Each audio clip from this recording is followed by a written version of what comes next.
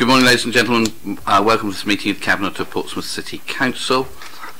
Just in terms of housekeeping, there's no fire alarm expected, so if it goes off it's real and we should go over to Queen Victoria. And this meeting is being web streamed, so we'll go around in a second and introduce people. If members of the public are coming to do deputations, I think they just get your backs, they don't see your face. So I'm Gerald Vernon Jackson, I'm leader of the City Council and I chair this meeting. Councillor Rob Wood, Cabinet Member for Children and Families. Ben Dowling, Cabinet Member for Planning, Regeneration and Economic Development.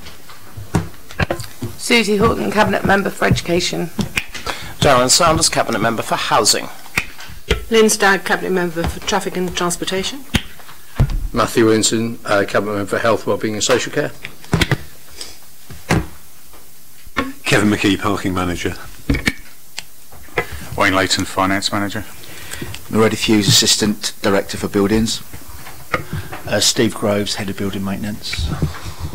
James Hill, Director of Housing, Neighbourhoods and Building Services. Chris Ward, Director of Finance and IT. Michael Lauder, Deputy Chief Executive. Joanne Miles Smith, Democratic Services. Councillor Steve Pitt, Deputy Leader of the Council, Cabinet Member for Culture, Leisure and Sport. Okay, in terms of apologies, I know we got apologies from Dave Ashmore that he'll be a few minutes late. As a single dad with 2 kids, he has to get to school. Actually, I think probably 9 o'clock is not a good idea, and 9:15 is better, so he's got time to get the kids to school before getting here. I don't know, I haven't heard from Jeanette, but we'll see how... She's going to be a little late as well. She's got to take her car in for a service. Okay, great, thanks. Okay, colleagues, any declarations of interest that anybody needs or wishes to declare? Okay, minutes of previous meetings. Colleagues, are you happy with the minutes of the meeting of the 5th of February? Leader, yeah. You had... Yes. Declaration of... sorry, beg your pardon. I have a declaration of interest in that in the residence parking zone. I actually live in one of the zones that's proposed. Okay, thank you. So I will leave the meeting. Okay, thank you very much, Lynn. Okay, colleagues, the minutes of the meeting of the 5th of February. Colleagues, are you happy with those minutes? Yep, thank you very much indeed. Okay, let's go on through the agenda. Just to let people know, the item 6, I'm suggesting that doesn't come forward, partly because the report was late, and partly because I think it probably needs to be some more work done on it. I don't like things arriving late because it doesn't allow a decent amount of public scrutiny of things. So we'll need to push that back to another meeting to make sure that we've got it right, and to make, in terms of having independent external directors on company boards of companies that the council owns. Okay, number 4 then, Leamington and Horatio House. We've got a written deputation from Maria Cole. David, do come and join us. And then do you want to introduce yourself and say who you are? Dave Ashmore, Cabinet Member for Environment and Community Safety. Any interest, David? None at all. Okay. Okay. So, colleagues, on page 21 of the papers, we've got this report, actually incredibly important report. James, do you want to introduce? Yes, if I may, thank you. But, colleagues, can you please take note of the deputation from Maria Cole? Thank you. James. So thank you. I'll just say a few words to introduce the report, which is largely unchanged, but I can update you on the latest position with regard to the rehousing of the residents.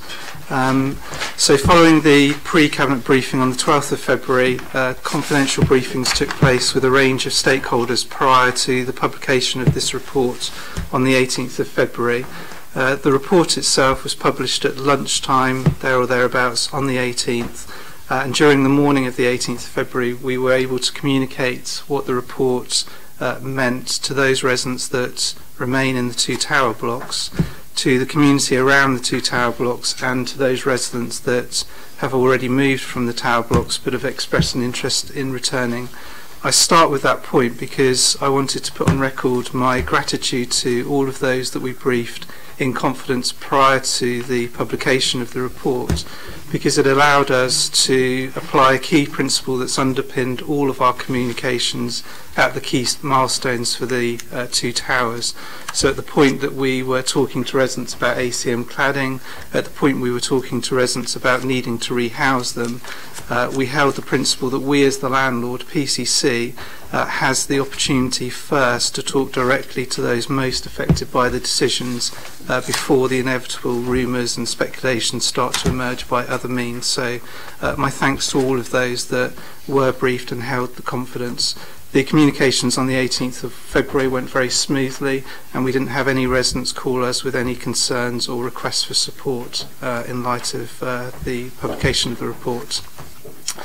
So the report itself, then, the purpose is stated very clearly that it's to bring to Cabinet the results of the feasibility work to look at strengthening the 2 tower blocks, and the report also contains the technical reports that we have from Wildcarter Clack and Mays Cost Consultancy Limited, and both of those reports, the technical reports, are central to the recommendations made.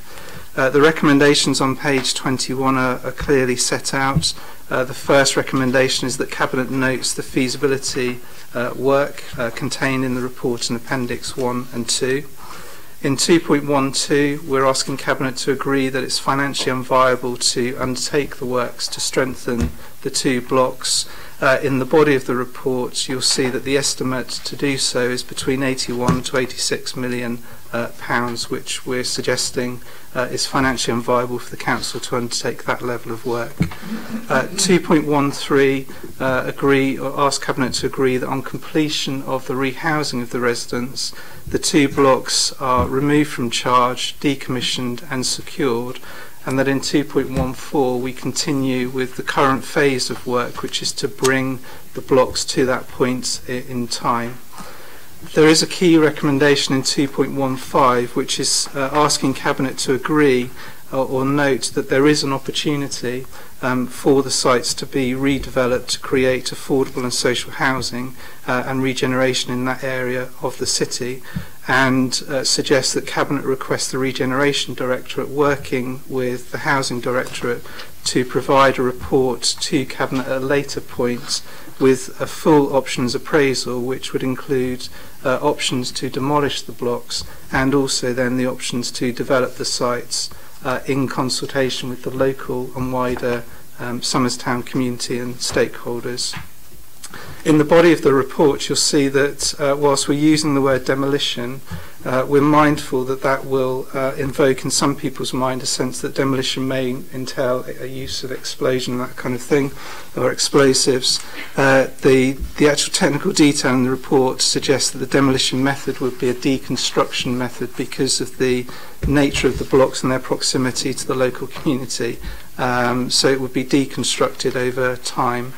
And there is a strong emphasis here on a consultation leading the discussion on what might be replaced with the local community who are heavily invested in the 2 towers and what might come of it. The background section is there for background information, but it reminds us in part 3 on page 22 that in paragraph 3.4 that this project started in June 2017 as a project to remove the ACM cladding, whilst at that time reassuring our residents of their safety and putting in place additional measures whilst the cladding was removed. PCC at that time took a very decisive action to remove the cladding before there was any financial support available, and took the view that the safety of the residents was the overriding principle. And I would suggest that the management of that has been exemplary, and certainly the multi-agency working with a common purpose was absolutely essential in our ability to reassure residents whilst we remove the cladding. On pages 22 and 23, paragraphs 3.5 to 3.10, those sections focus on the feasibility work to replace the cladding. and in March 2018 we became aware that there was an issue with the concrete strength, and this is a defect which goes back to the construction of the two tower blocks way back in the late 50s and early 60s, whenever those panels were cast. The reports with all of the technical detail were available in the public domain and published on our website in July 2018. And I think it's at that point that the project changed from replacing the cladding to one where we were aware that the additional significant works would be required to the two tower blocks. Page 23 to 24, paragraphs 3.11 to 3.15 focus on the rehousing of the residents, and this is the point where I can update you on the very latest position. So in June 2018, the decision was taken to permanently rehouse all households from the two tower blocks, during which time we were able to put in place additional measures which enabled us to rehouse those residents over time, and that process is continuing. The report states the position in 3.14 as at the time the report was written at the 4th of February. So the very latest position is as at the 22nd of February, there are 39 households who continue to live in both blocks. Of those 39 households, 25 have accepted an offer, so in other words they're in the process of moving. 5 have been offered an alternative property and are awaiting to view those properties, and 9 households are awaiting an offer. So we remain on track with the original intention, which is to have both of the blocks empty towards the back end of spring, early summer, but that sort of timescale. Whilst the rehousing was underway, the question remained, could we strengthen the blocks and deal with the underlying issues that were found going back to those defects in the concrete strength. And paragraphs 3.16 to 3.23, pages 24 and 25, go to that question, and the Wild Carter Clack report and the Mace Cost Consultancy Limited report help answer those questions, and our recommendations flow from the detail that they've provided, and all of that is in the body of the report for all to read. The report also contains input from the Regeneration Directorate and specifically the property and development teams. Whilst the recommendations suggest that you commission detailed options appraisals for the demolition and redevelopment of the sites, the report offers some indications arising from some preliminary work for the potential of the sites, and in Appendix 3 you have some indication of the potential, but it must be stressed that the detailed work is still required in consultation with the local community. If I may, I haven't publicly thanked a few teams, so I just wanted to take this opportunity, just for briefly, to publicly thank the housing teams, particularly the team based in the Somers Town Hub, corporate communications and building services, all of whom have played a key part in managing the issues arising from the two towers over that timescale. The input from a range of agencies, and specifically Hampshire Fire Rescue Service, has been incredible. They've supported us every step. And more importantly from me, just to publicly thank the residents living in the two tower blocks, some of whom have been living in those blocks for many years, and that local community who have shown incredible understanding and cooperation with us as the issues have emerged and they've been placed in the public domain. Without their support, it would have been an incredibly difficult project to manage, so my thanks to all of those. I don't propose to say anything else, but we're very happy to take questions. Thank you, James. Jeanette, good morning. Any interests you have to declare? Apologies for absence, but no declaration of interest. Thank you very much indeed. James, I've got a few questions, if that's all right. But Donna and Luke, I think you're both indicating. Do you want to come and have a? Okay, sorry. It's not on my list, but you're more than welcome. No, I'm sure it's fine. It's okay. I was about to ask you anyway because I know you both have an interest in this. So it's good to see you both.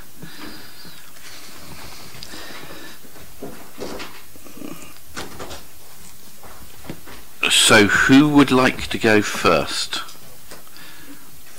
Well, firstly, I wasn't on your list, so thank you very much That's for all, permitting me to speak in your courtesy, and that is appreciated. Yeah. I really just wanted to make a point about one of the recommendations that you've got, which relates to the replacement of the site, because I think we need to be perhaps a little more sort of honest in some of the discussions on this, because the reality of it is that you cannot build sub-market housing without a subsidy. It can't be done. I mean, housing associations typically for affordable rent are looking for £60,000 per unit.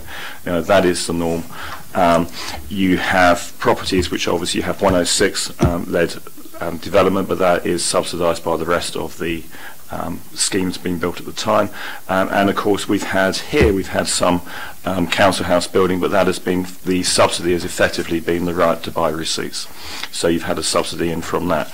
But without a subsidy available, this is the sort of thing that just doesn't stack up, and high-rise construction is more expensive per square metre to build than low-rise, albeit the land values then are taken into account, but the actual construction cost is higher. So, when you are referring to an aspiration to develop the site for affordable housing, I completely concur with the aspiration. I do have some scepticism about how deliverable it is. I mean, there may be government grants you can bid for, and that, if you can get a government grant, obviously you should do so, and that will change the viability of the whole thing. But without any subsidy being available, this is going to be very difficult to achieve. And I would suggest, as a personal comment, and I haven't said this to Donna, so you might be in trouble. I might be. As a personal comment, and relating to one of the items later in the agenda, that one option for doing this could be, in effect, for the Northern Quarter site, as was, to seek off-site contributions from there and use that as a means of redeveloping these sites. Okay, thank you very much indeed. Donna, welcome. Thank you very much. I'd like to start by saying thank you to the officers for giving us the advance briefing of the report being published. That was helpful, and obviously we took the confidence that they'd given us, but it is very useful to have that indeed. Yesterday, in preparation for today, I met with colleagues at the LGA down here in Portsmouth to talk to them about the sort of what other councils are doing across the country where they have had blocks like this, where obviously it's been retrospectively, we have found out once taking cladding off that obviously the buildings are not structurally as strong as we would like them to be, and in particular our case obviously being the strength, the concrete tension of those floors. I've also done some, and sometimes a section of information can be quite dangerous if you don't have the whole picture, so I appreciate being in opposition we don't have the whole picture that maybe you guys have, but we are still here as public representatives to make our points based on the information that we do have. And I have spoken to contractors and people who have been approached to quote for the remediation works if we were to undertake them on these blocks. And actually, the figures that have been coming back to me, some of them are 30 to 40% less than the figure you have in front of you today for remediation. Figures sort of nearer late 50s, early 60 millions. Still a huge amount of money, I grant you. But I do think that when you are taking this into consideration today, there are ways that work could be done for less money, and maybe, one of the other items we've got on the agenda today is Ravelin, and how you look at working cross-party and potentially working with the private sector to develop sites around the city. Could this be a way of refurbishing these buildings rather than knocking them down? I also would urge the Cabinet to, if you've moved the people out, I made it clear before that my assessment of the risk, whilst I absolutely acknowledge from the Carter-Clack report that there is absolute, the concrete tension isn't where it needs to be, I have to say that, this is about a substantial gas explosion in that building which could lead to a partial collapse. But the piped gas was removed in 1991 and tenants are prohibited from having Calagas bottles or any kind of gas canisters in their flats. So I think this council has been very responsible in mitigating risk. Having said that, of course, the safety of our residents has to be the #1 priority, and I appreciate that. I think, the Cabinet have made it very clear that that is their #1 priority, and I fully fully respect your position on that. But I do think that, I would like to see more information around, which I know has been done, I'm not privy to it, around some of the other feasibility works, and potentially selling the blocks as well. I know that there's been an assessment in the report to say that the blocks would probably bring low value. Well, actually, when we did inform our insurance company last year in March about this risk, when we had the second opinion in from a second surveyor, actually the insurance premium didn't really move at all on this. So I think that the private sector may have a different view to us, but certainly looking at other councils across the country who are to give serious consideration, because the point that Councillor Stubbs has made is absolutely imperative, that without a huge amount of right to buy... That's similar to the cladding at Grenfell Tower, where there was the huge problem, the huge loss of life. Yes. Yeah. Okay. And so I'm very pleased that that was removed. I think, particularly following from Donna's deputation, would you like to say a little bit more about the level of risk involved in terms of where we currently are with those tower blocks, and what your recommendation to us in terms of risk would be? Or risk to tenants? Okay.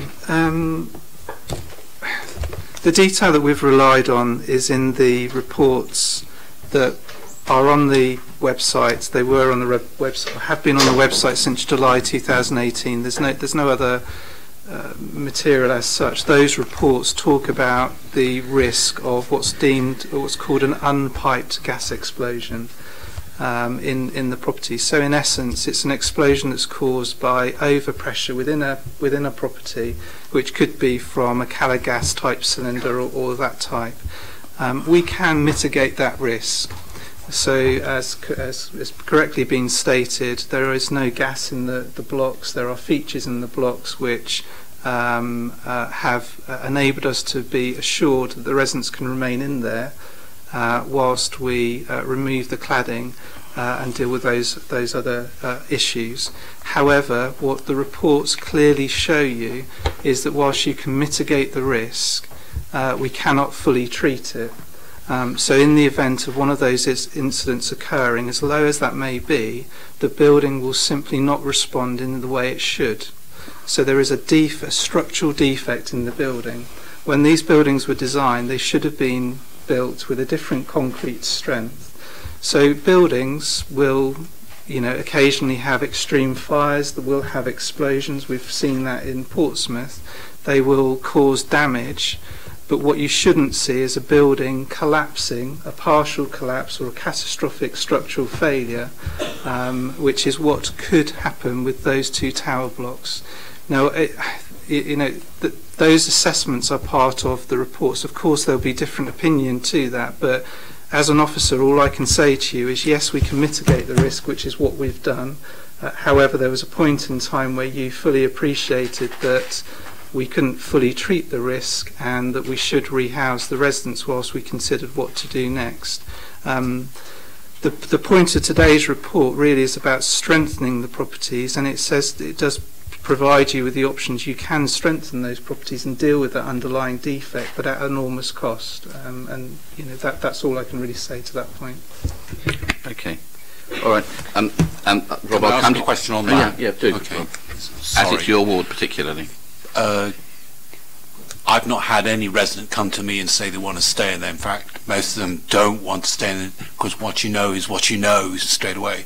But if we were to take the line to knowing that you could take mitigating circumstances, maybe this is for the city solicitor, if we knowingly did something there and then something happened in the future, would the council have a liability because they knew in advance that there was a risk, and if something happened, like somebody did take in a Calagas against the rules and blew it up and that affected other, would we have a liability knowing that?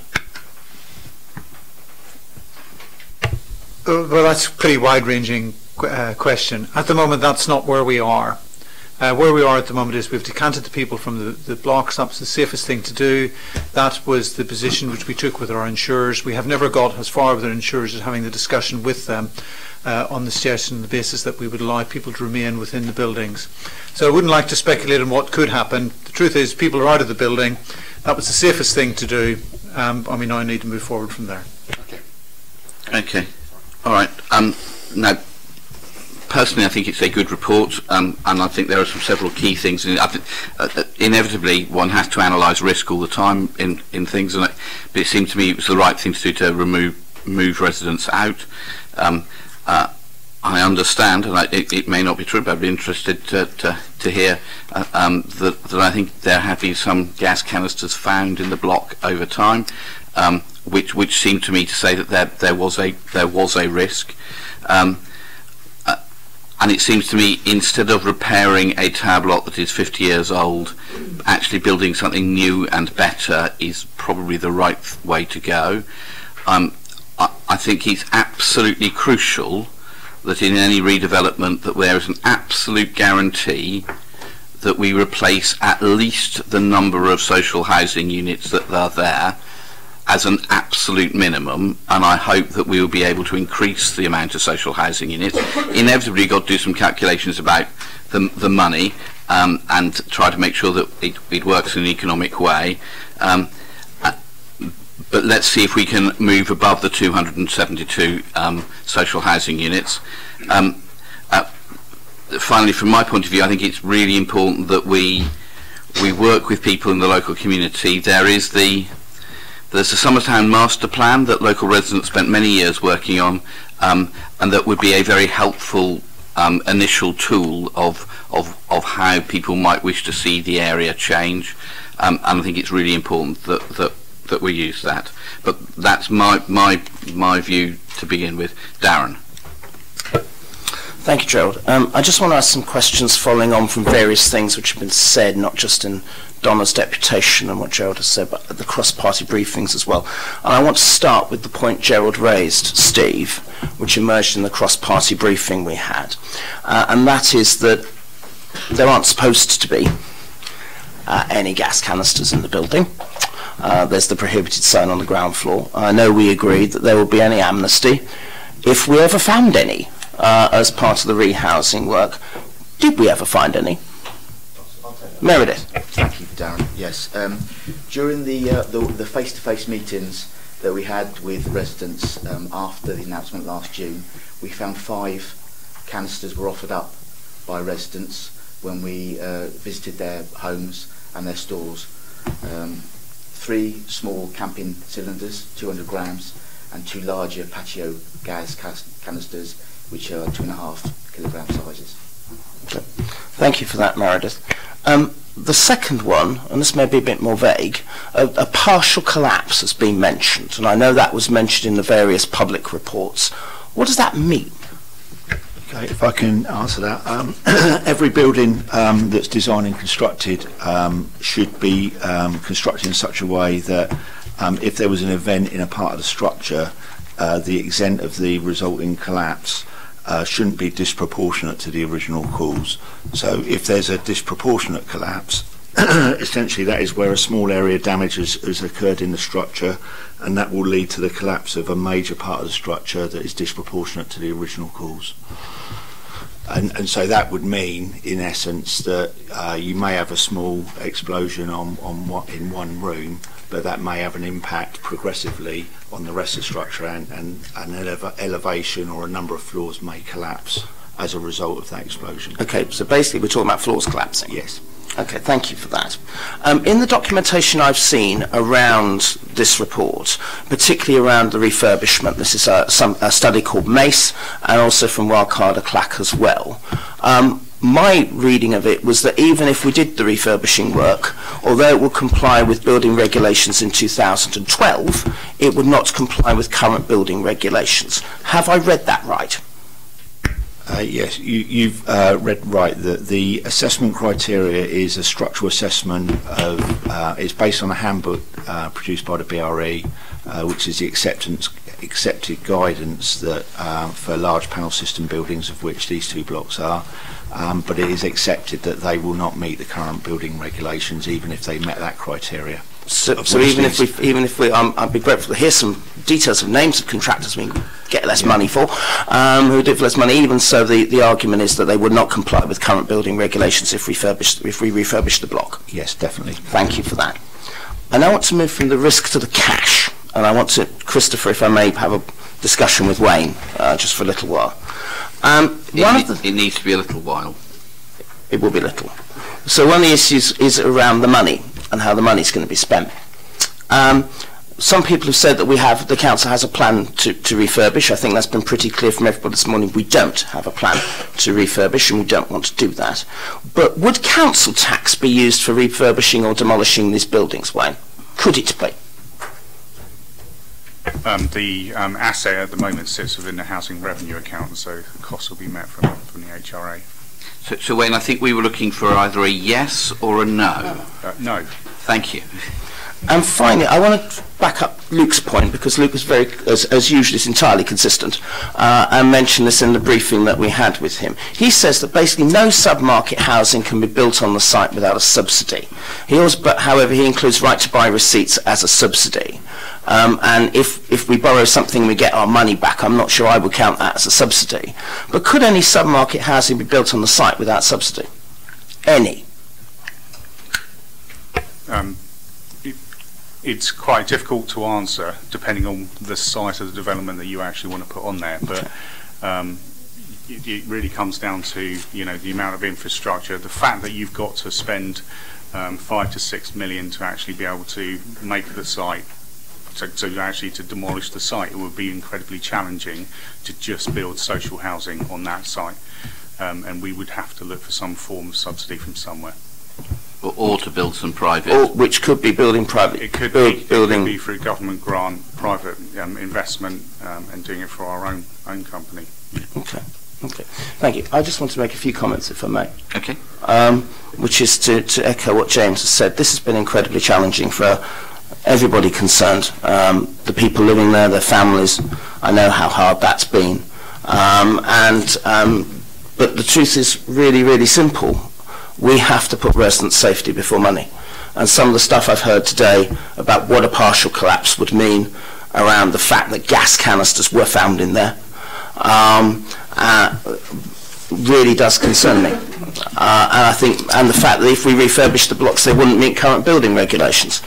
All those things indicate that the plan that we've had before, which is, as James has said, the logical consequence of what Donna and Luke and our Conservative colleagues did when they actually rightly declared the building without knowing whether they'd ever get the money back. That was the right thing to do, and that is the approach that we've continued to take. But we've got to look to the future, and I think this, in a weird way, is a chance. This is the second time these blocks have had people move out in 20 years. And I think the people of Somerstown deserve a longer-term solution, not a sticking plaster. And I think if we'd refurbished the blocks, we would just have had a sticking plaster, even if we'd done it for considerably less, as Donna has outlined. So we have to take this opportunity, not just to provide at least 272 units of social housing on the site, preferably more, but also to give a chance to actually try and make the area better. Somerstown has very often got a bad reputation in this city. And I think this is a chance to actually help make the place better, help provide better quality design, help provide better homes.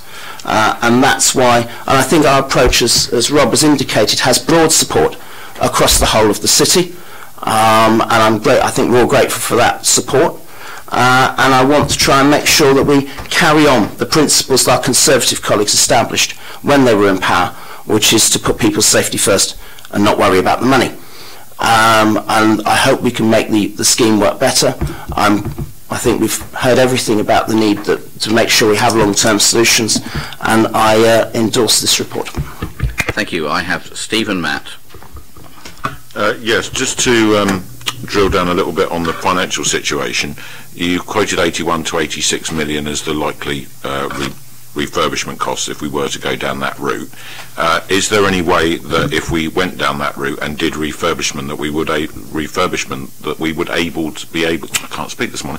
be able to repay that amount of money within 25 to 30 years from the income from the blocks? Not as social or affordable rented. No. If we were to look at Councillor Jones's model, which is maybe 50 to 60 million, is that also unaffordable on the rents from those blocks? Not without subsidy. Okay, so, and we know from the report that the extended life that we will get from refurbishing the blocks is somewhere between 20 and 30 years. Is that also correct? Well, I think it says 30 years in the report, but I can confirm that it was 30 years as well. It's moved around a bit. It's settled on 30, I think.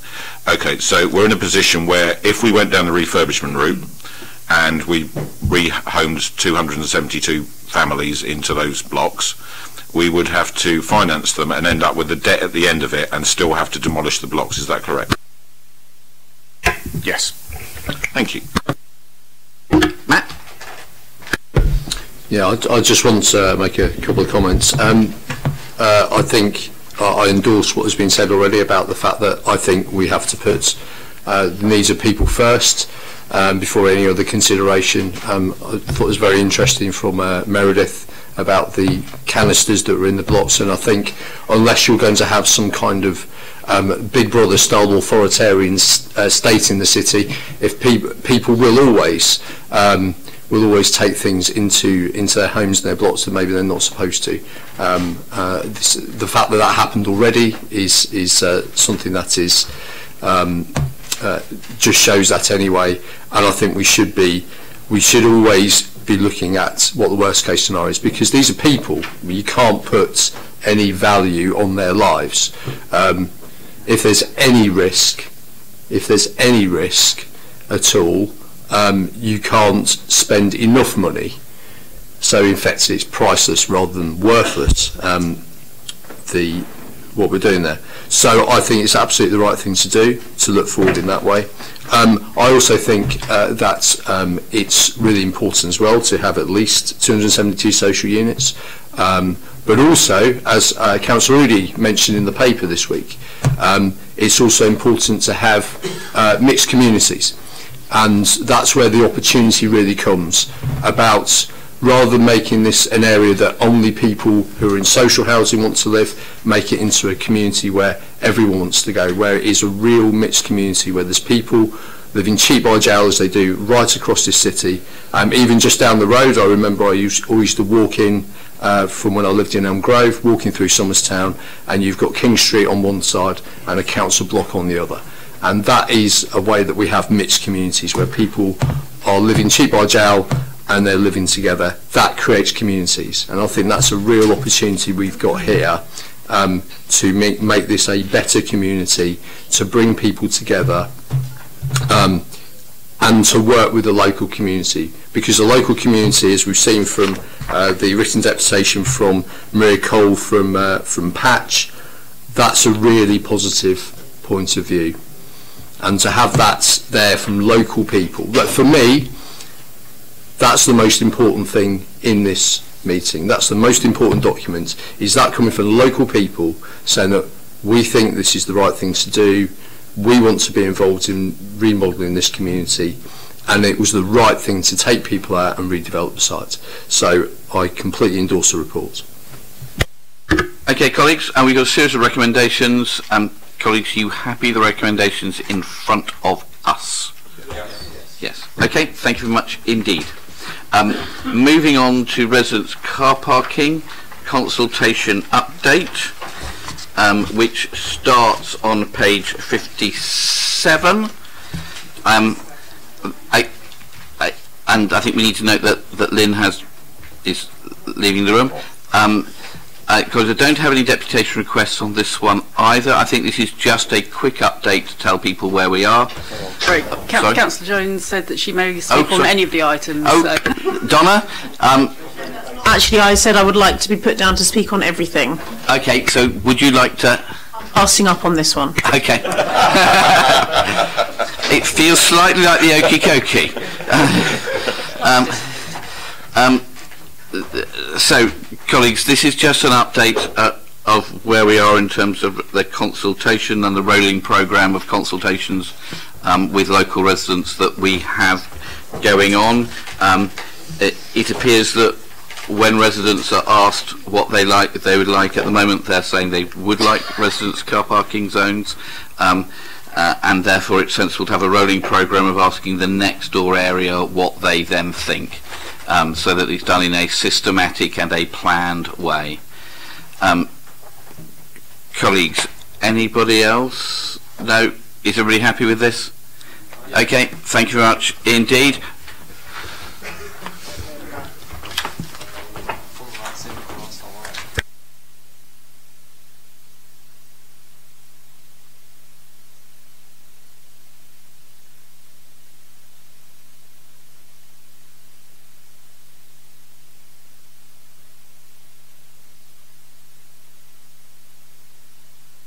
Okay, colleagues. So my view is that we should defer item 6. Jerry, you wanted to come and speak on it. Do you want to come and speak about whether you want it not to be deferred? No. Okay. Okay. Donna, do you want to speak on why it shouldn't be deferred? No, but only say thank you for sharing the information with me yesterday. I fully support your decision and reasons. And actually, I think it would be a sensible thing to do for us to sit down as group leaders and go through this before, so that we can come up with something that we all think is sensible and that's going to stand the test of time, because inevitably there will be changes of administration over time. But yeah, well, we have a hope for the next few decades. But after that, maybe. Moving on, we've now got. We're now asked to go to do an exclusion of the press and public. Michael, can you, before Jerry comes and talks, and I'm very happy. Could you explain to me why? Because I am deeply unconvinced about why we should. I think there's a possibility that some of the exempt appendices you may wish to refer to, it may well be very possible, as you've done successfully in the past, to actually deal with the report which is in front of you without having to deal with anything which is exempt. And if that's the case, then I'm sure you can proceed. But I suggest you pass the resolution, just in case somewhere along the line you want to move into an exempt session. But I'm sure members will wish, as much as possible, to deal with everything in open. Okay. My worry, Michael, is that these are companies that are owned by a public body, and if there's advice about how they should be run, shouldn't the people of the city see that advice, because they are the ultimate owners of it? It may be that members perhaps don't wish to accept all of that advice or wish to challenge the advice, in which case I may wish to give you advice upon the advice which you've received. And I would prefer that that was not done in an open session. Let's see how we go, may I suggest, Leader, and see whether or not you need to actually refer to any of the matters which would be exempt. Okay, well, Jerry, come and talk. You've been working on that for ages, haven't you, Michael? This will be very brief. So my deputation on the exclusion of the press and public. So once again we have a sledgehammer to crack a nut being employed by PCC, in my view. I'm hoping that members have been fully consulted about the information proposed to be exempt and have had the opportunity to assess for themselves whether or not such a suggestion of exemption should be implemented, rather than just being presented with it at the meeting and having the discussion at that point. So, have members been consulted on the matter in advance? Is it to be debated here and the people thrown out while the exemption is discussed? That should be something that happens before the meeting occurs.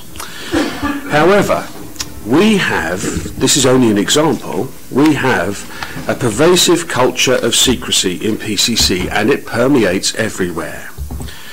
Secrecy should be the last resort, not the first. It shouldn't be a catch-all just in case something might be confidential. It should be the last resort. This is public things that we're talking about, and taxpayers' money that is being spoken about spent. Sometimes the shadow of Sir Humphrey stretches a long way from Westminster. I'd really like to see a change in the rules regarding deputations, because at the moment, if you want to make a deputation about something, you have to put in the request by midday, the day before, the working day before the meeting. But the report wasn't published by then. There was nothing in the agenda to say why it was going to be late. There was nothing in the agenda to say when it would be delivered. There was nothing, and we got past the cut-off time. So I put in a request to talk about item 6 before the thing was published, because otherwise I would have no chance. So I'd like to see a change in the rules about deputations, so that a deputation can be made without notice on items that haven't been published in the normal timescales, and the items that are not published by midday the day before the actual meeting must be deferred, because there is no opportunity for the public to read and comment on such a thing. That's it. Thank you. Thanks, Jerry. And I think you make good points about how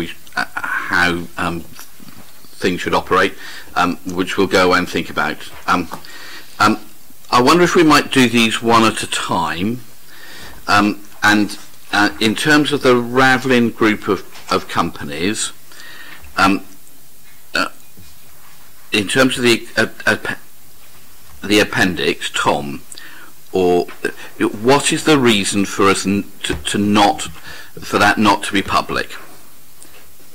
Thank you, Leader. You have two appendices that are exempt, both of which contain legal privileged information that I do not believe would be in the Council's best interest at this time to make public. I do believe, however, it is possible to have a discussion about the paper without going into exempt session. Okay, so let's do these one at a time. So, colleagues, the advice from Tom is that we can have the discussion in public, but just try to keep the appendix. Try not to refer to the appendix. So I just need to get the right page. Colleagues, are you happy with that suggestion from Tom? Yes. Okay. Fine. But let's keep the discussion going in public session. Okay. So, who wants to introduce Tom? Thank you very much, Leader. And good morning, members. Oh, sorry, Jerry. Oh, I thought that's the one you did. No. Oh. Fine. Okay. In which case, sorry. Beg your pardon. Duke. Tom not want to present this. So let's do Tom first, and then can we do Jerry second? Is that all right? Lovely.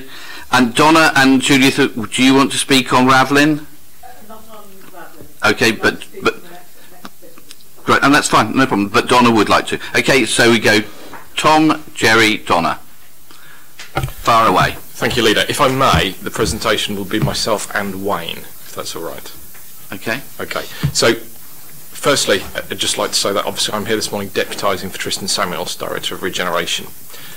Secondly, I'd like to point out that I am named in the report as a director of one of the companies this paper discusses, but I don't believe that gives any prejudicial reason why I can't present that this morning. Okay, so the report before you builds on the decision that was taken by this group in June 16 to set up the Ravlin group of companies. The report clearly sets out the purpose and key objectives of the group, along with the mechanisms of control and the benefits the Council and ultimately the residents will see through its use. To point out a couple of the key areas of this report, I would draw your attentions to section 4, which is succinctly is the purpose, sections 6.2 onwards, which talks about the shareholder control, i.e. the control the Council has over the mechanisms here, and sections 8.5, which are some of the benefits of developing through the Council. The other important document for discussion is Appendix A, which is the business case, and I'm going to pass over to Wayne to give a quick summary of that.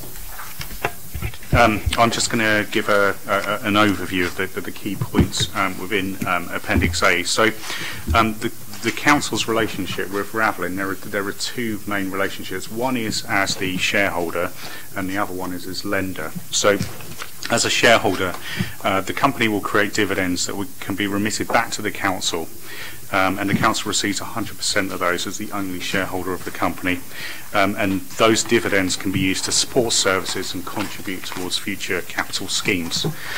The model proposed sees that Ravlin developing sites potentially in partnership under some sort of agreement with the Housing Revenue Account. where the HRA would be able to deliver sub-market rent products, and the private homes will be constructed and sold through Ravelin.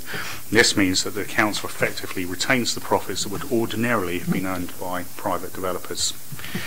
This could help the council develop sites that are financially unviable as sub-market rented developments, with profits from the private sales helping to contribute towards the cost of infrastructure and also the affordable housing within those developments. The other relationship is that through lending. So there will be a facility agreement between the council and Ravelin, and the facility agreement effectively is the conditions for which we will actually loan money to the company. And this will state that the council can only release funds once a robust financial case has been put together that sets out what the likely return will be for the council and what it will get on its development. And this should help limit the financial risk to the council on a project-by-project basis. The council will act as lender to Ravelin on a commercial loan basis, and this will provide an income to the council, so it will be able to charge Ravelin a market rate for lending, and potentially it would either use its own cash resources or it could borrow from PWLB, but either way it will be cheaper for us to borrow than it will be the income that we get in, so we make a profit from that. The other offshoot for that is it also enables us to reduce our corporation tax liability, or Ravelin's corporation tax liability, through additional costs. The operating costs of the company will be limited by the amount of development that it's actually going to carry out. So the staffing for the company will be essentially provided by council officers in form of the strategic projects team, legal, finance and procurement, and that will be done under an SLA type agreement. There's no large overhead on the company. Ravelin will, however, need to, and this is what the paper says, need to employ non-executive directors to sit on its board, specifically who have experience in commercial house building, and there will be an ongoing cost to that. We haven't looked at the recruitment for that, and that's something which we will look at in the future. So the business case, as it's written within Appendix A, has focused on the 5 sites that we brought to Cabinet back in October 2018, which was Arundel Street, Southsea Community Centre, Hambrick, Doyle Avenue and Museum Road. And each of those sites are owned by Portsmouth. Some of them are in the lands owned in the HRA, some of them are in the General Fund. And that report said that from those sites we would be able to deliver 223 homes, and the report also said that around about 35% of those homes would be affordable. And the reason that's key is that obviously this was the original proposal, and all of the numbers that I'm going to give out now are based on that basis. So table 1 in the report shows that the construction cost for the private element, including land, would be in the region of about 24 million, and sales of 32.6, resulting in a development profit of about 4.8 million, based on that mix of sites and the difference between affordable and private rented. And for the purpose of this financial appraisal, it's also assumed that Ravelin will pay the red book valuation, i.e. the market value for that land, so it won't be getting it cheap. So additionally, and rather crudely, we've said that we reckon the operating costs will be around about £500,000 per year. That's got to be caveated, because obviously it's linked to the amount of actual activity that the company delivers. So if it's not trading at all, then obviously that operating cost is significantly less. And then once you take into account corporation tax, it looks like, based on those assumptions, that Ravelin could make around about a 5% return, or £1.7 million. Table 2 of the report looks at what a forecast profit and loss would look like over the 5 years, and is based on, and again is based on those assumptions. And cumulatively, over the 5 years, the company could make as much as £3.5 million, with losses made in the first 3 years. However, it should be noted those losses made in that early period are as a result of cash flow. So those losses are made up primarily of construction costs of development. So if the company were to wind up, then there would be legal agreements in place where we could recover the money from the value of the land and the works carried out to date. And then finally, I just wanted to say, based on those assumptions as well, the income from the lending, which I talked about earlier on, based on this form of development, would mean that it could generate potentially around about £1.3 million to the council in lending. Thank you. That's it. Okay, thank you much indeed. Jerry. My deputation is not going to add any value to this, so I'm not going to do it. Oh, I can't believe that's true, but we have to take your word for it. Donna. Thank you. Thank you very much.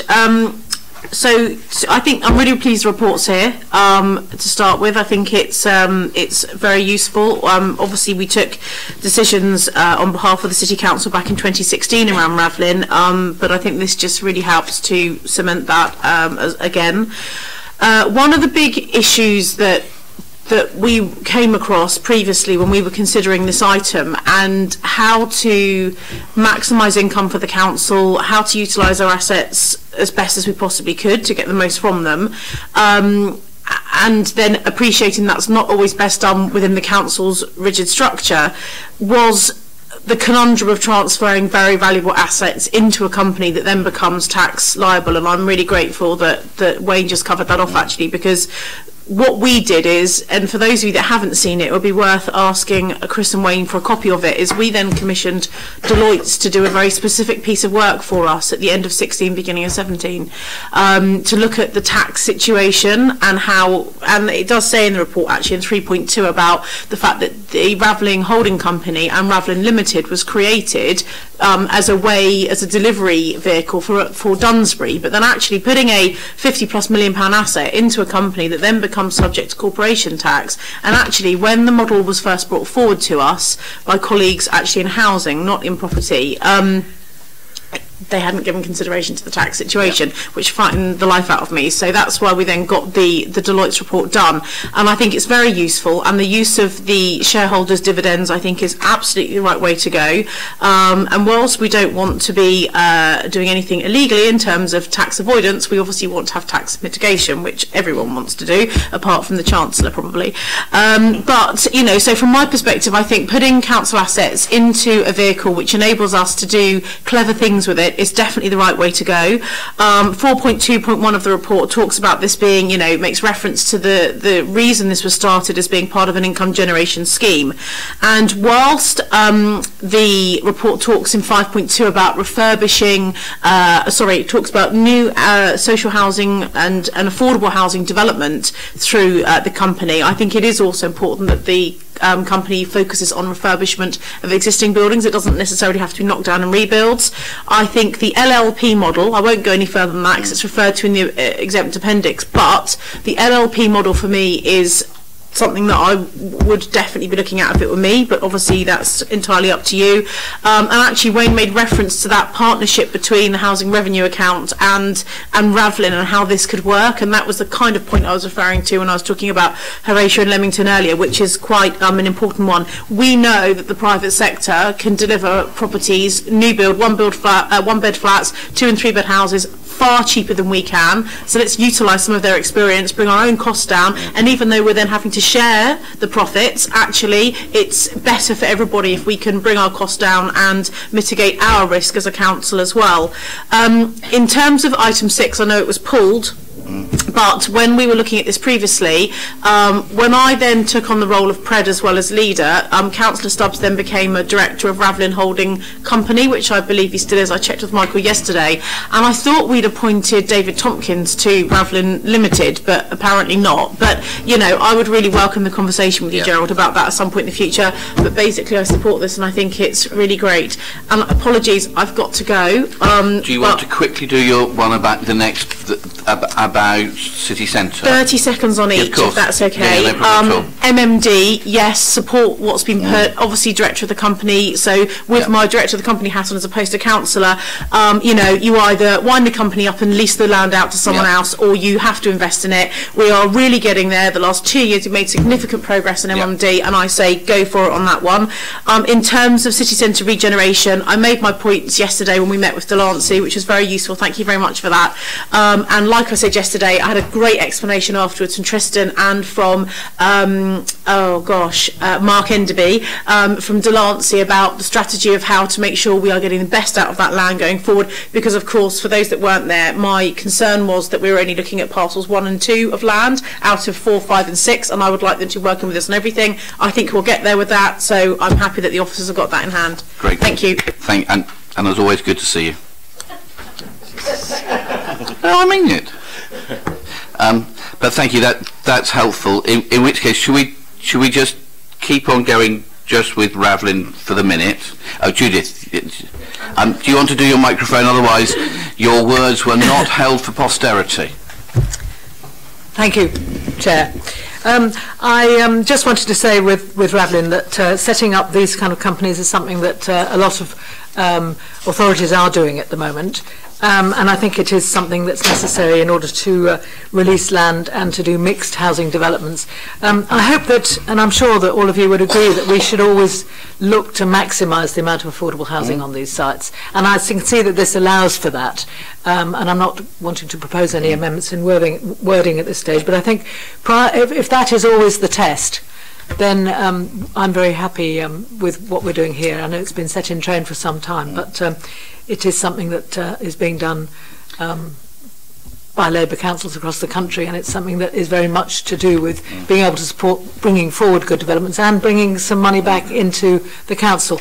And I'm pleased to say that this absolutely conforms with your investment strategy that you passed at the end of the beginning of the year. Your income generation strategy, which will be in Portsmouth and bring money back into the city. So I just wanted to say that okay, thanks. So that's very helpful, Judith. And actually, I think you make a good point, because I think we are very clear that, and this administration, that we are very keen on doing the maximum amount of affordable social housing and affordable housing. That isn't true for all, and we've heard a little bit before at the beginning of this meeting that for some of our colleagues that isn't their priority, and maybe we have to think, I don't want to change it now, but it might be something we want to change for the future, is just to make sure that there is an explicit thing within Ravlin about delivering the maximum amount of social and affordable housing, so it's written into its terms of reference. But I don't want to do that on the hoof. Let's have a think. But that's a good point, because I think we do need to try to make sure that we protect the people of the city from some of the things that was said earlier in this meeting. I mean, not all sites are suitable for social housing, and also we do need to be making money to invest in other much-needed public services. So I think it's always a compromise, but we must always subject things to the affordable housing test before going ahead. Okay, I've got Darren and Rob. Thanks, Joe. I have one question and a few comments. Wayne, how does this interact with the lifting of the borrowing cap on councils building things? How do you envisage this going forward, so the two working together? Well, any borrowing we take under the HRA has still got to conform to the Prudential Code. It just means that with the borrowing cap being lifted, we can be more ambitious in what we do. So when we were talking about the project earlier on, Horatio and Leamington, the size of that project, under the previous borrowing rules, we would not have been able to do anything, used unsupported borrowing without making a further application towards it. So it just helps us be more ambitious. Yeah. And a few comments, if I may. I first talked about this idea with housing officers when I was last in this post around 2013, so this is quite old in terms of what was going on, and I'm delighted our Conservative successors honoured it. I think it's an essential tool in our armour. We've got a range of things to do in order to make sure we can sort the housing crisis in this city, and anything that can assist that is useful, and that's why this is very, very good. I would I would agree with what Gerald said. I think if we're going to take, we can't just take forward an affordable housing product, because for many people that's just not affordable in this city, and we have to make sure that we can provide homes people can afford. Because if we carry on with the affordable housing and purely affordable housing, then that is going to be out of the reach of many people. I know that's not what this council wants to do, it's not what this administration wants to do, but I support what Gerald was saying about going forwards, making sure we can mix up social and affordable housing. The only issue I would say going forwards is around the governance. And you've outlined some good long-term ways going forwards, but we do have some short-term issues which are outlined in the white papers of the report. I agree entirely with the Bevan Britton advice with regards to directorships and stuff like that, which we can't talk about, but I agree with it entirely. I think it's very sensible for everything that we have done, but I do think there's an issue that may have to be resolved through the group leaders in terms of actually trying to see who goes on this board quite quickly, because if people are coming off quite quickly, we might need to put people on quite quickly so we can make progress. Gerald. But I support the report. Thank you. Rob? Yes, it's a great report, having had experience of startups being on a main board, etc. on that. Just a few pointers. One is you require quite a lot of support from other organisations. I hope in your plans down the line that you look to subsume that support within your own organisation if it's a successful organisation. By that I mean legal and other sort of areas, because initially it's good, but later on it becomes compromised. It's not very specific to the company that you're doing, so it's quite important that you do something as far as that's concerned. Great about the taxation. I was really worried about the taxation. You've got it now. You've got your eye on it.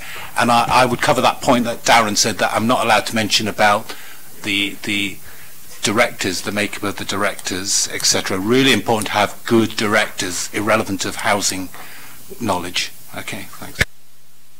Okay, for the record, I completely disagree with the Bevan Britton advice, and as a director over the years of many local authority companies where I've been a director, I think their advice is completely incorrect, but I think probably follows their political view. But such is life, and we all cope with lawyers, or try to at least. We will come back to that, and we'll see where we get to it and how much weight we give to something of no use. Okay, so colleagues, there is a recommendations in front of us for the Ravelin Group. Can I see those in favour of the recommendations in the paper and those against? Thank you very much indeed. Can we go on to the city centre regeneration? Tom, Natasha, why should this joint venture agreement not be in the public domain? It's a contract between the council and somebody else. The ones that are confidential are legal advice, and they are the specifics behind the heads of terms, both of which contain commercially sensitive information. I'm really sorry, I'm basically shouting. That's right.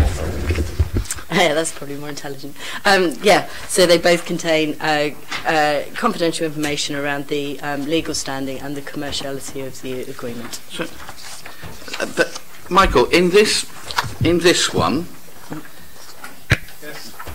I can't, and Tom, I can't see anything in that is in any way commercially sensitive. All it says is it's 50-50, which is what we've said in public.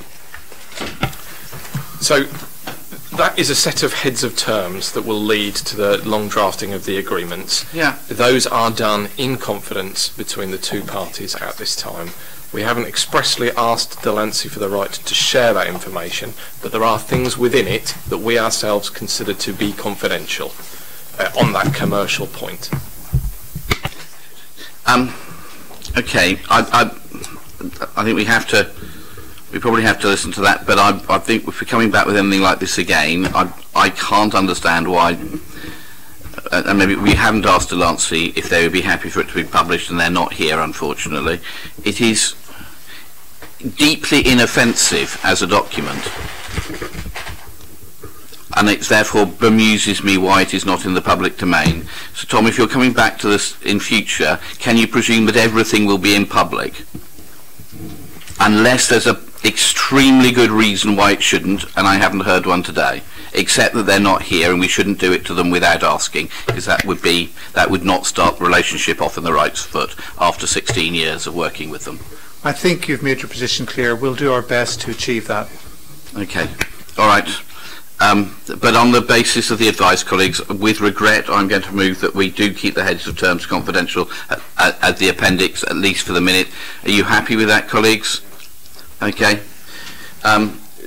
Natasha, then. Bring us out of the world of secrecy into the areas of light.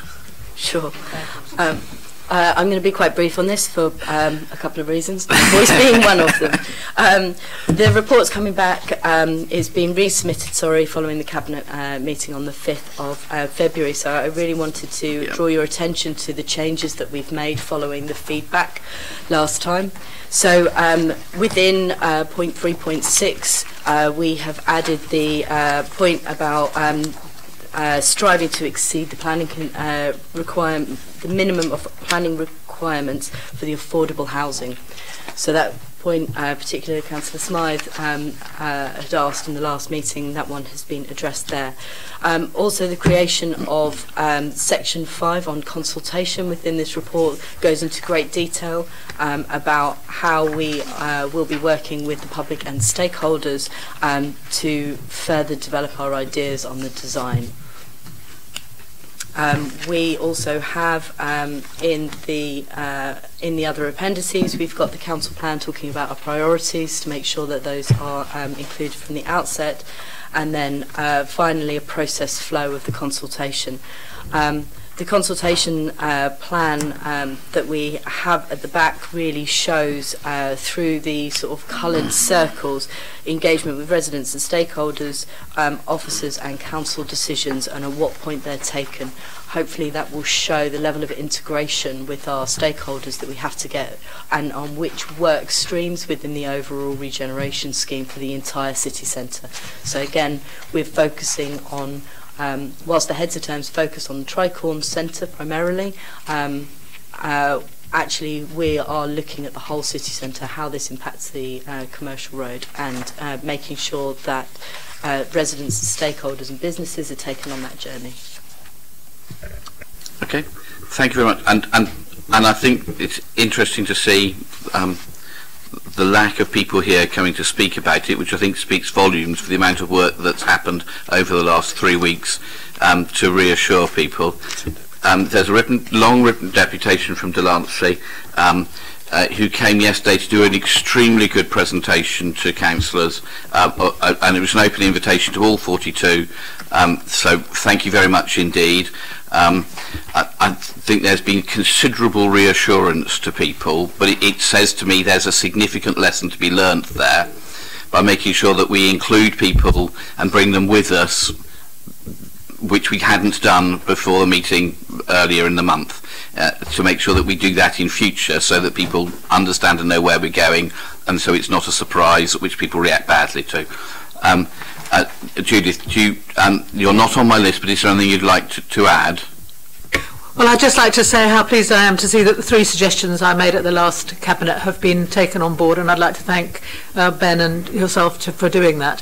Particularly important to see the commitment to trying to exceed the affordable housing targets that are required in the city, but also to see the new emphasis on linking what's happening in this part of the city with outside, just making it sure it's part of the flow that's got to go on, and also the emphasis on better public engagement. I mean, I do think we've demonstrated through work done on the cedar fences and other things that if we work together we can achieve very good public engagement, and indeed yesterday I was at the event, as a number of people here were, about the future of the Knight and Lee site in Palmerston Road, which is concerning my residents a great deal, and just to start with an open discussion was a good example of how these things need to be done, and so I'm really pleased to see the additional information on that in here. Of course, public engagement is only as good as how it's done, and I really like your diagrams here, but we just have to make sure that it's done in a truly inclusive way.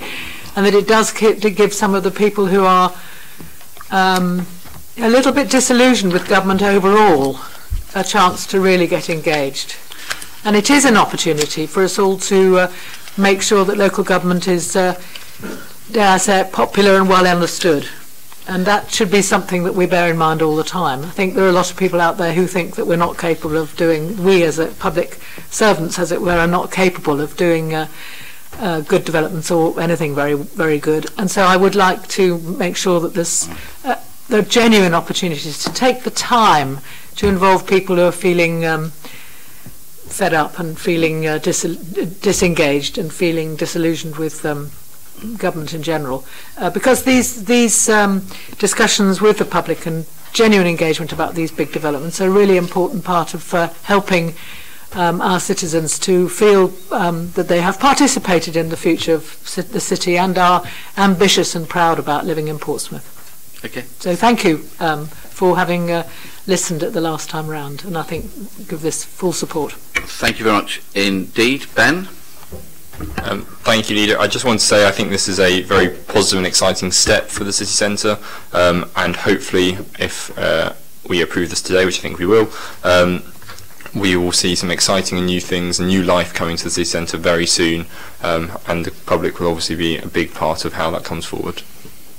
Okay, thank you very much indeed. And I did think the presentation that Delancey did yesterday was very good. I'm just wondering whether there is a way in which we can do that in a more public forum, so that residents, businesses, members from the press, etc., can see what the proposals are, because I think there is a real thirst for a development in the city centre quickly. And I thought Delancey showed off a good range of options when they came to talk to us yesterday, and a wider audience would be good. So my two thoughts were, A, is that, but B, when we're doing these things, can we please make sure that we take people with us so it doesn't come as a surprise when a report appears at Cabinet in future. Any colleagues, are you happy with this? Thank you very much indeed. Last but by no means least, MMD and the port. Leader, I should highlight that I'm currently a company director of MMD, but because I'm appointed by the council, I have no need or cause to leave the meeting. Thank you. Okay, so it's you and Donna? Correct, and Chris Ward. Okay. And myself. You. An interesting team. And Mike thinking about it. Oh, nice. Okay. Now, as we have new people come talk to us and we're live streaming, Mike and Mark, do you want to introduce yourselves? Good morning, I'm Mark. I'm the finance manager at the port. Good morning, everyone. I'm Mike Sellers. I'm the port director, and I'm also a director of MMD. Okay, so Mike, my first question to you, because Jerry will ask, wants to come and speak, is why are these two appendices confidential? Why can't they be in the public domain? Okay, so the port industry and particularly operations within the ports are highly competitive. If we are having discussions with customers who are at other ports, if one, it would affect their commercial and their arrangements they've got at other ports, but also it would be, I think, remiss of us to highlight our intentions to our competitors who will do their utmost to avoid our business plan from going ahead. So if this was in the public domain, your fear is that business that might come here might go to Southampton? I didn't mention Southampton. There are other ports, of course. No, in all seriousness, there are ports that will do what they can to avoid business from moving. It is highly competitive. We have got targets, and some of those are listed within those appendices, and we are having discussions with them, some of which we're at heads of terms. I just don't think it would be responsible for us to actually discuss those. Okay, but I think there has to be some sort of reporting mechanism into about from MMD to a public body on a regular basis. And I don't know when we last had a report to full council, or maybe we need to be looking at a report from all companies owned by the council on an annual basis, or something of that ilk. Maybe not talking about future business that they're wanting, but at least reflecting on what they have done over the last year. Benjamin. Leader, I completely agree. Currently, MMD's activities are reported in theory annually to PRED decision meetings, but I think that's probably not the right forum. That's only 3 of you. Exactly. And Chris Ward and I have already had a discussion very recently about this, and I think a recommendation should come forward to a future cabinet to look at how the reporting lines of PCC-owned companies are done. Okay, fine. Christopher, would you can you put your thinking cap on about how to do that? Not now, but of course, Leader, but it is set out in the recommendations within the report that there will be a regular reporting back on an annual basis. Yeah, but I'm hoping it'll be to full council. Anyway, so should we start, Jerry? You're more than welcome, Jerry.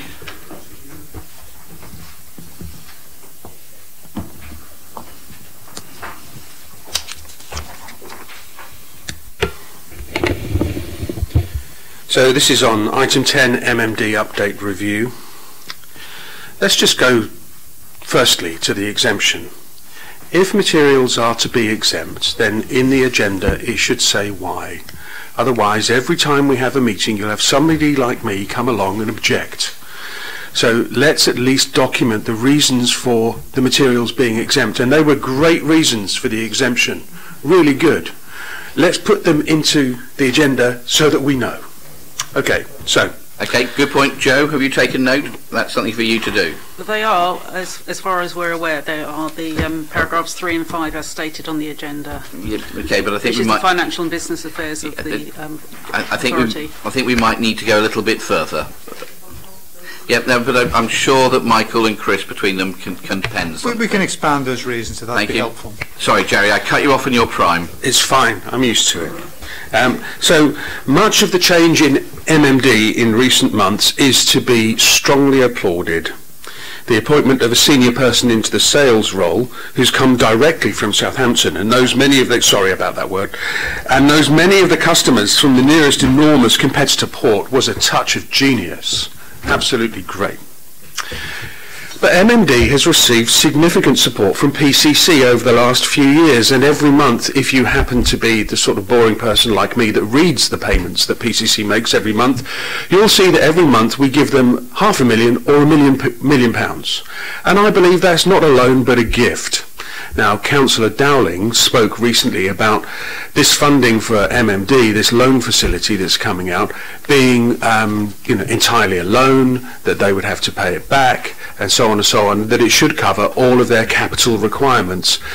What we didn't mention was about the revenue requirements, and we've seen the level of investment that's been made and support for MMD over the last couple of years, and it's very, very significant, and we're not talking about that here today, and maybe we should be.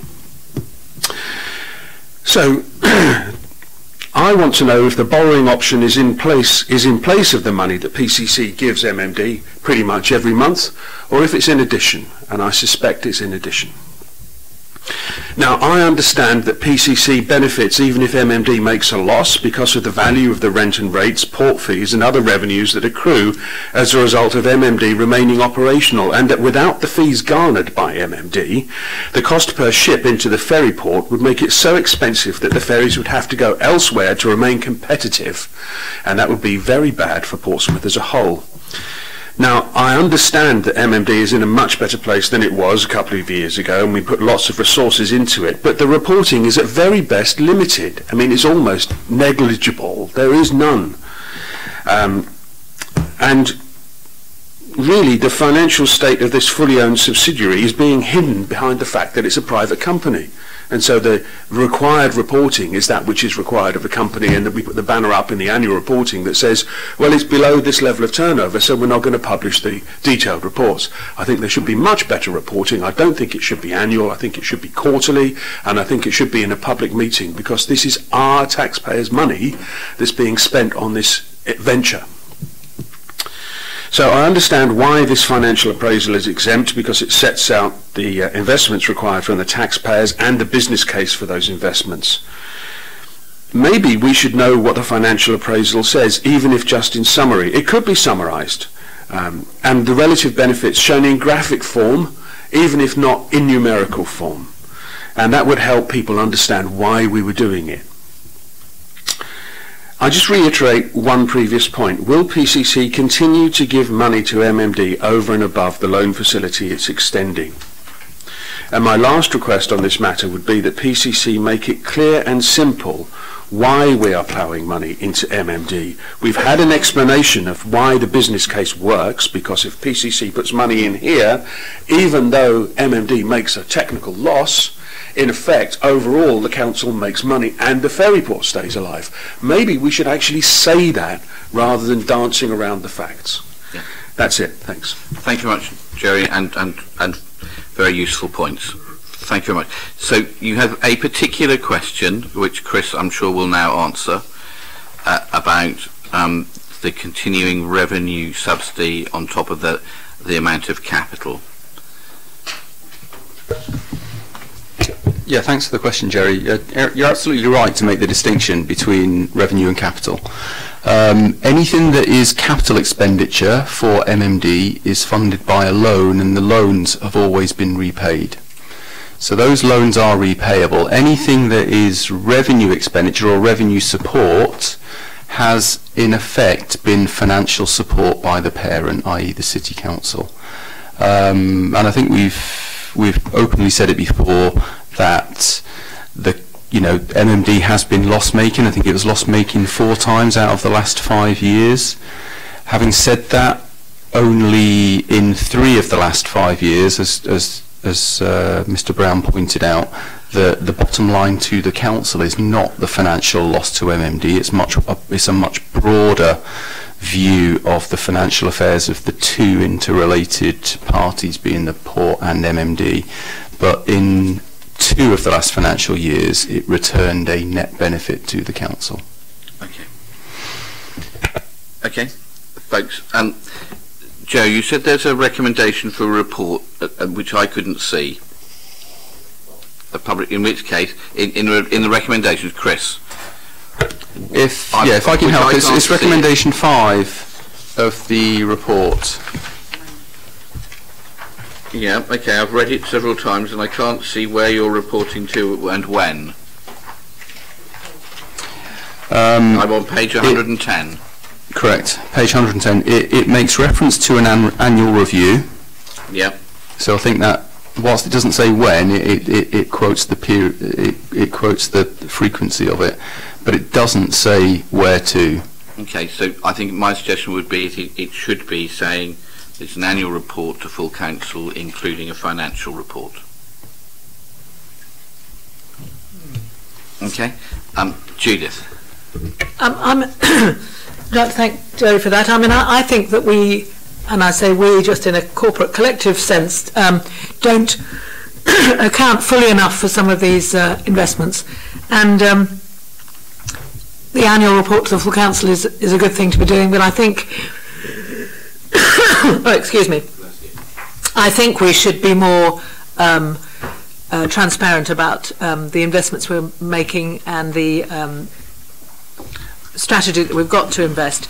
And in particular, I think it's been particularly difficult for an ordinary citizen to find out about the finances of the port and indeed of MMD, because I've tried in the past. I think the amounts of money we're transferring to MMD, given it has got a checkered history in balancing its budgets, and to the port, are quite high. They're certainly higher than for example, the discussions we've been having about vessel, and the risks we're taking are quite large, I think. And I would like to urge us to ensure that we have regular reporting on all the risks to the board of all these companies that we own and we're considering in future. I think we are caught with MMD. This investment should work. I've got confidence in the team sitting on the Port Advisory Board. But there's something about when we have our annual reports on these investments, I think we need to be able to compare one investment against the other. Personally, this seems to me a much more risky venture than some that we have been considering. And I would support the investment. We want to be ambitious for the port. It's an important part of our economy. It's an important... the losses would be terrific if we close it. The potential seems to be enormous, and the new team explained that well at the Port Advisory Board the other day. So it's potentially pretty exciting. But let's not kid ourselves that this is less risky than some of the other investments we've been struggling over. Okay, thank you. I think there will be different views about levels of risk. I think we heard at the beginning of this meeting from Donna and Luke their view about the level of risk that was acceptable for tenants in the high-rise buildings, and we have a different view from them about the level of risks that we think is acceptable for tenants. And there will be differences of view about the different risks to do with different companies. Jeanette. Thanks, Gerald. Just a question really to Chris. Following up from Jerry's point, when do you foresee the continued parent company support ending? We anticipate that in 2020-2021 that MMD will probably be making a £1 million loss, but that actually translates into a £1 million net benefit to the council. And then beyond that financial year, MMD in its own right we anticipate will be in surplus. From 2021? MMD in its own right will be in surplus from 21-22. Okay. All right, colleagues. Are people happy with... Oh, Mike, sorry. Do you want to leap in? Yes, sorry. Sorry, Chair. Would you like me to introduce the report? No, I was going to get Mike to, on the basis he runs the port and therefore knows what he's talking about. Actually, it is about that. That's why I wanted to just really talk through. I know you look hurt now, especially as you wrote it. We should have Mike first, and then we will hang upon your every word, Christopher. Okay, and I completely get what Mr. Brown was saying with regards to public money. This decision with regards to MMD has taken considerable time, at least 12 months in terms of the review. There's been independent assessments from forensic accountants. I never knew forensic accountants existed until we started to pull this business a fortune on them together, through to industry consultants to look at the business plan that we've put forward. So it's not been a decision or it's not been a recommendation that's been put forward without the scrutiny that it's deserved because of the amount of money. Ports are not cheap to run, unfortunately, and MMD historically has been one commodity terminal for fruit, and you've heard the statistics with regards to the bananas, and it is still important for fresh produce because of the location of MMD, of the port, and where the ripening centres are. What we haven't done and what we are doing now is we're utilising that facility for other commodities, so not just fruit. So fruit will be our core business, but we're looking to secure long-term agreements, better agreements than the legacy agreements where we've been subject to weather conditions, the yield when it comes to the fruit that's been coming through. All of that is going to be around project cargoes, and the sustainability of the fruit as well, because the commodity is shifting to containers, to containerise, so we need to adapt for that as well. So there's been quite a significant amount of work, and actually, with no disrespect to Chris, Mark has done an awful lot of work in terms of pulling this report together as well, as our finance manager. And we have brought a new team in. We have got people who have come from the private sector, who know the port industry, who are now starting to generate the inquiries that will be the sustainability and long-term sustainability for MMD. Okay. Christopher. There's Martin. Now I'm getting Christopher first. I'm quite happy to leave it there, unless you would like me to introduce the report, Chair. No, Chris, come. Your words of wisdom. Okay, just by way of introduction, I echo what Mike has said. Mark Webb has put an enormous amount of work into this, and I've come along at the end and done some topping and tailing, etc. But he has done a tremendous amount of work on this. The report before you really sets out what are the options for the MMD site. So there are five options presented within the report. One option says retain MMD on that site. 4 alternative options say do something different, all of which don't involve retaining MMD. The report before you recommends option 2. Option 2 is to retain MMD, but recognising that in retaining MMD there will be a requirement for about £15 million worth of capital investment over the next 10 years. I think it's important to understand why that recommendation has been made. So, of all of the alternatives that have been put forward, we have looked both at what we anticipate the financial return to be over the next 20 years and the risk of that financial return being realised.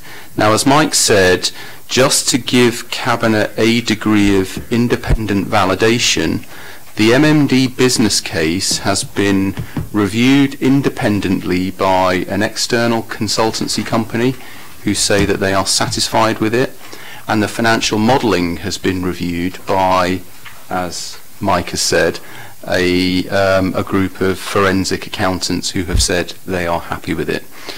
So the process has been, what do the financials and the risks associated with each of those 5 options look like? The preferred option, which is option 2, which says retain MMD, is a £70 million return in today's value over 20 years.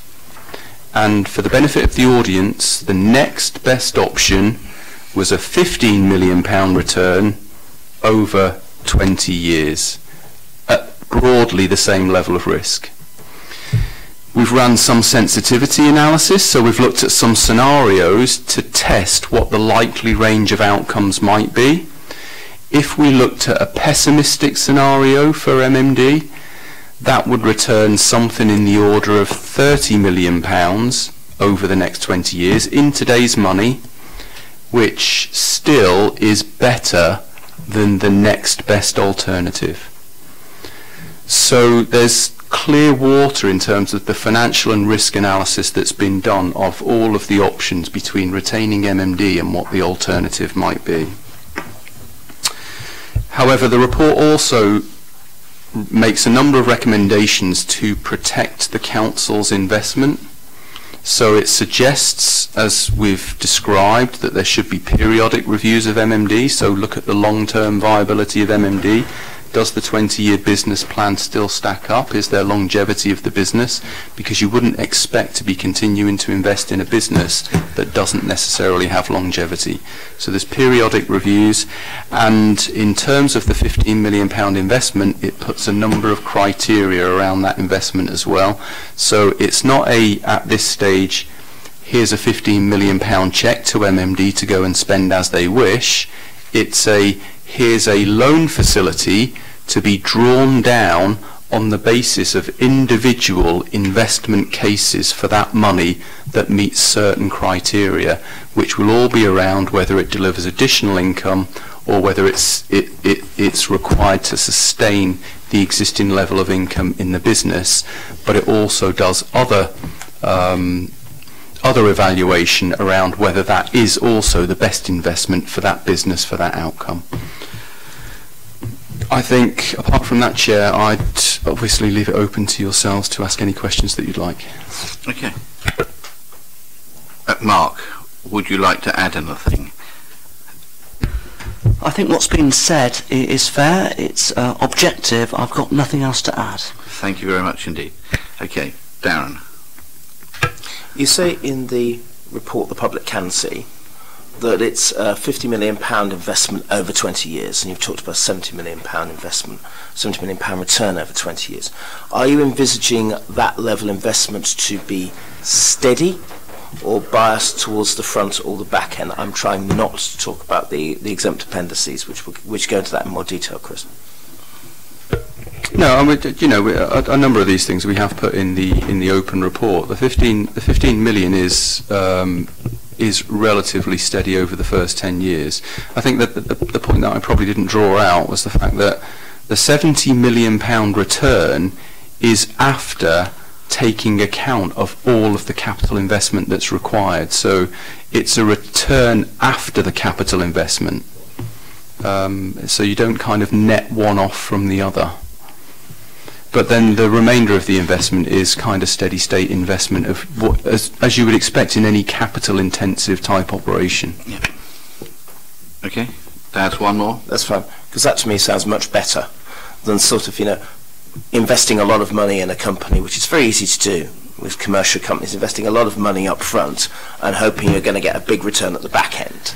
I think this more steady state approach encompasses a really acceptable approach to risk, which is why I endorse this report, despite the fact it's about the difficulties, as always, of councils investing in commercial companies. This steady state approach really does work, and I really like it. Okay. Benjamin, your portfolio? Thank you, Leader. I think I'd echo what Mike has said in terms of the amount of time that has gone into this review. I think there have been questions over this in comparison to other potential investments the council could or should make, but this is something that has undergone a significant review with significant external consultants, and perhaps most importantly, and this is what differentiates this between other potential investments, is that it has been entirely cross-party, in that I've made myself available to all opposition spokespeople, and obviously Councillor Jones sits on the board of MMD, and this has also had a good airing at Port Advisory Board. So I think that cross-party view is what's key to ensuring this is something that is sustainable into the future. Okay, yeah, and I think it is one of the things to learn from, in that when we created the Port Advisory Board, we did it specifically to try to make sure that there was a cross-party level of knowledge of what was going on, partly because cabinet members change over time and you need to skill people up and give them information, but partly because actually almost everything we seem to do, if we do it cross-party, takes the political temperature down and seems to work better. And unfortunately that wasn't the strategy in terms of vessel, and I think I'm sorry, and that I think has been a significant problem. Okay, ladies and gentlemen, I did add my extra recommendation for a report to come to council, an annual report to come to full council with a financial report. Colleagues, you all right? Michael, Christopher, Mike, are you all right with that? My only question would be is, what will council do with the report when it receives Accept it. Because it can't make, of course, any decisions in relation. It can accept a report. Thank you. And note its thanks to those people who've worked so hard. Judith.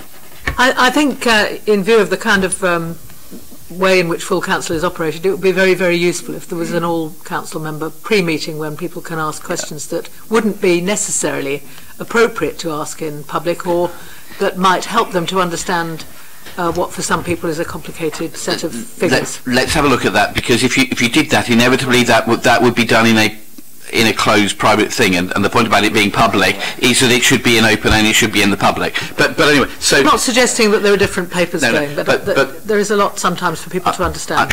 I'm sure you're right, and I'm sure there's possibility for briefings, but if we're going to do something in public, we should do it in public then, and then we need to move to a decision. Perhaps officers would be happier if we were to go down a system similar to the budget, in that it comes to cabinet the week before and then forwarded to full council. I'm sure that is fine. It can get washed through full council, through cabinet before going. I'm sure that's fine. Okay, with that additional recommendation, colleagues, are you happy with the report? Yes. Thank you very much indeed. That, I think, ladies and gentlemen, Joe, is it. Thank you very much indeed, everybody, for attending.